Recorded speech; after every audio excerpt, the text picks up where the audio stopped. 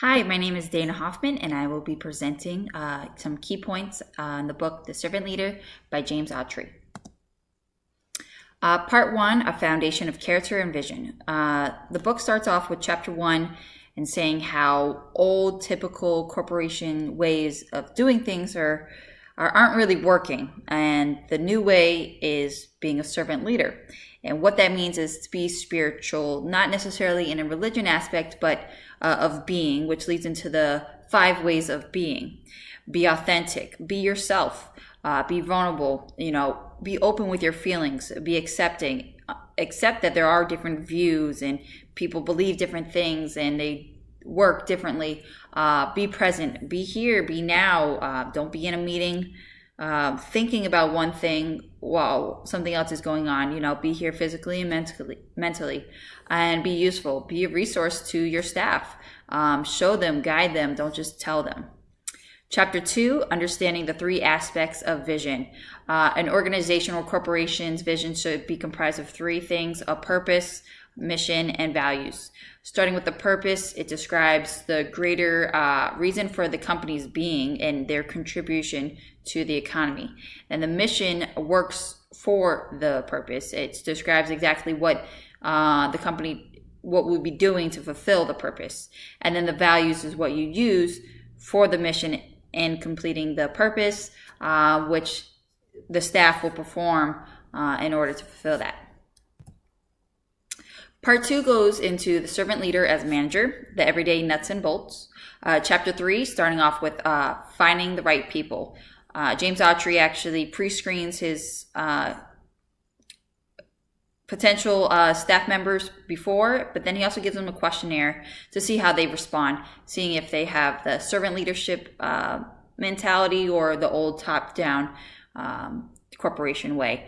Chapter 4, training the servant leader. Just know that change won't happen overnight. People aren't adapted to change very quickly, so anything new, will take time, but just keep pursuing and pushing, and your corporation, your staff will understand and accept the servant leadership way. Chapter 5 goes into the tools of the trade.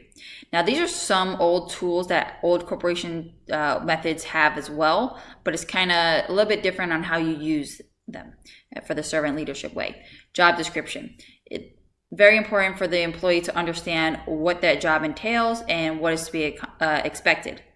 Performance standards. This is an agreement between the direct immediate boss and the staff member on what is to be completed, project goals, quota, and when that task is to be met. And then performance appraisals, checking in from time to time, either monthly, quarterly, every 6 months, whatever it may be, to see where you're at and what you need to do to work to reach those goals that you had previously spoke about for the performance standards. In Chapter 6, it talks about coping with the high-tech workplace.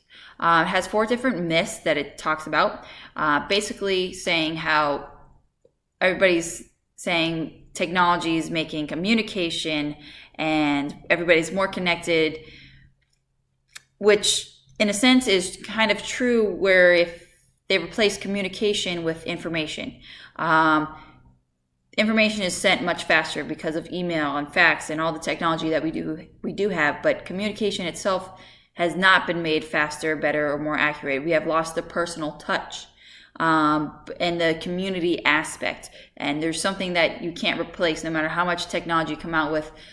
Community, bouncing off ideas from one person to another. You can't replace that with technology. Part 3, the harsh realities of organizational life. James Autry talks about, life happens, things happen, but again, it's always how you deal with them. Chapter 7, organizational issues. Things that you might have to come across as a servant leader. The negative appraisal, also known as the carrying confrontation. If a staff member is not up to par, if they're not hitting their quota, they're slacking off, what's going on. This is kind of, another meeting to find out what exactly is going on and what you need to do to, get them back on track to get them to meet those goals. Firing people, James Autry said, is not an easy task. Unfortunately, it does have to be done from time to time. It would be a last resort, but do respect the employee's wishes on how they want to announce layoffs. It has the same effect on the employee, being, losing a job and benefits, but a little bit differently because it's probably more of an organizational change, not necessarily based off performance. And then structural changes in the way things are done. It would be beneficial, the way servant leadership way is, to talk with the direct team that's affected for the structural changes. Chapter 8, personal issues, sickness and disability, family sickness and disability, alcoholism, office romances, and sexual harassment. Starting with the sickness, again, respect the employee's wishes. 3 things you want to keep in mind: the employee, other staff members, and the organization. You want to first, find out what works for the employee. If they want to continue working, honor those wishes as long as it doesn't affect the other 2. Same thing with family sickness and disability. If they might have to change a schedule, if they could do a night shift instead of a day shift, or vice versa, find what works. Alcoholism and substance abuse, treat it as a disability, when it does become part of a problem that affects work. Take the correct steps into helping them so that it doesn't lead to further problems. Office romances, again, if it doesn't affect work and it stays within your organization's guidelines, it shouldn't be a problem. But if anything does come about and it's affecting other employees' work, then you need to address it. Same thing for sexual harassment. As soon as you hear of it, try to make a reasonable attempt to stop what's going on. And then if you're not able to, HR might have to get involved. Chapter 9, legal issues. Lawsuits happen. It's, again, how you respond. Remain calm, focused, and you will get through it. Part 4, finding the balance. Starts with chapter 10, servant leadership and the crisis of loyalty.